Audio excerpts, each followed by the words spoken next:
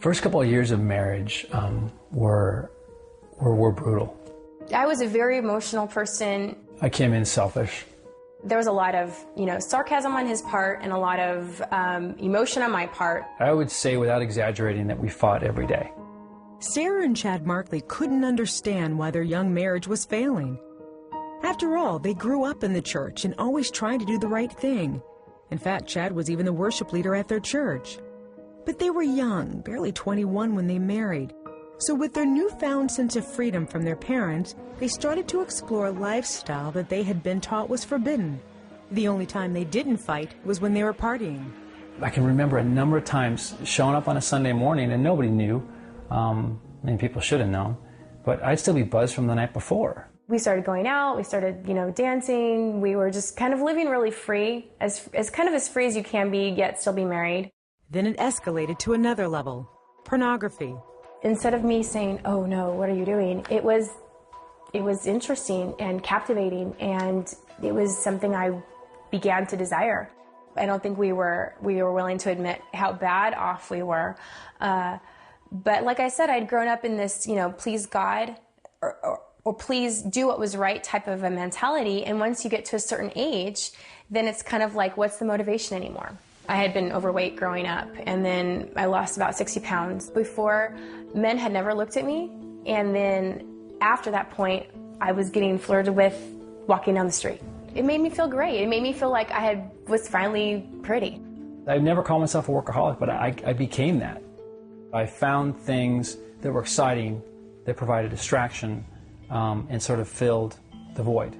Chad started working away from home up to 4 days a week, and Sarah started getting attention from one of Chad's close friends.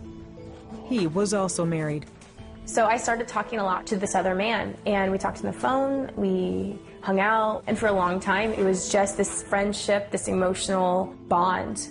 But that emotional bond turned into something more. I was trying not to do it. I was trying to be good or better than I was. Then it kind of went full bore into a completely physical relationship at that point.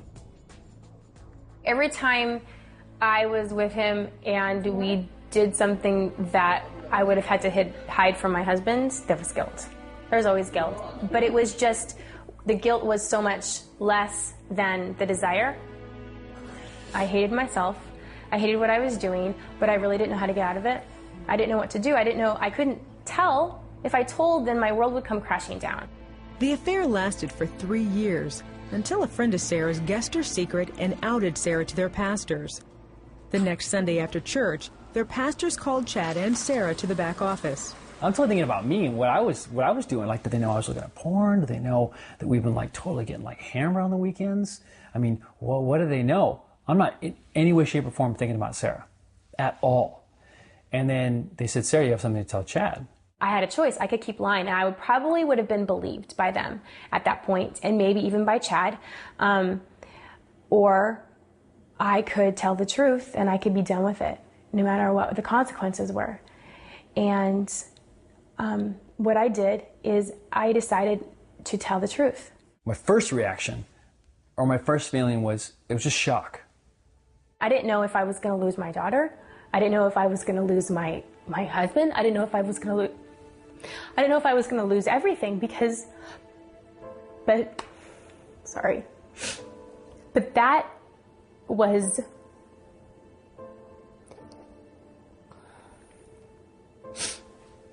being done with that, and being right with God and with my husband was more important.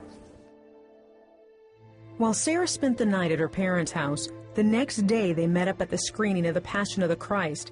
They had already committed to attend the screening months prior.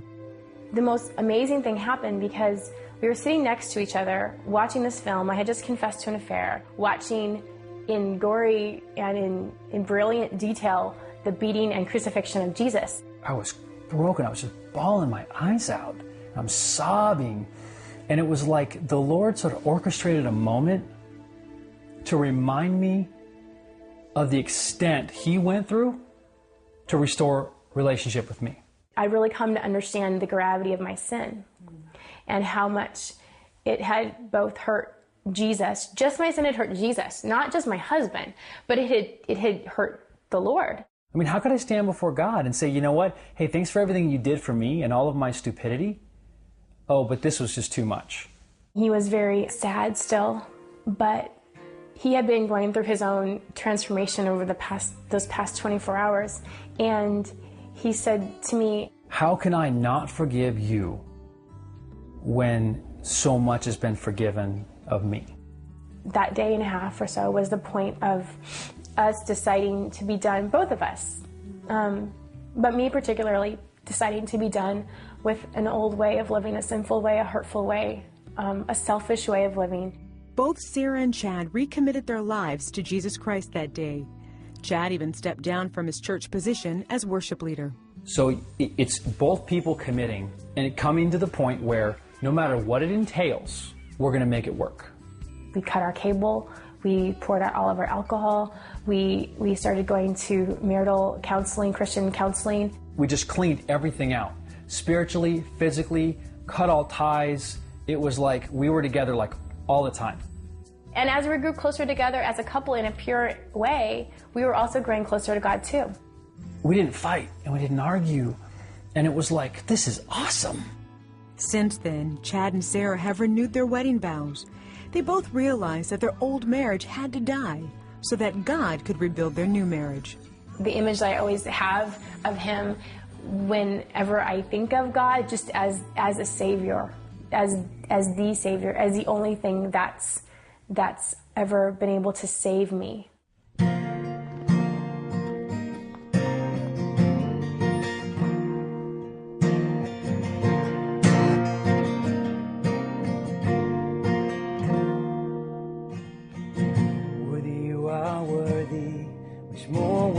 Than I know. The key to it all is that you have to be willing to do what Christ did in going to the cross.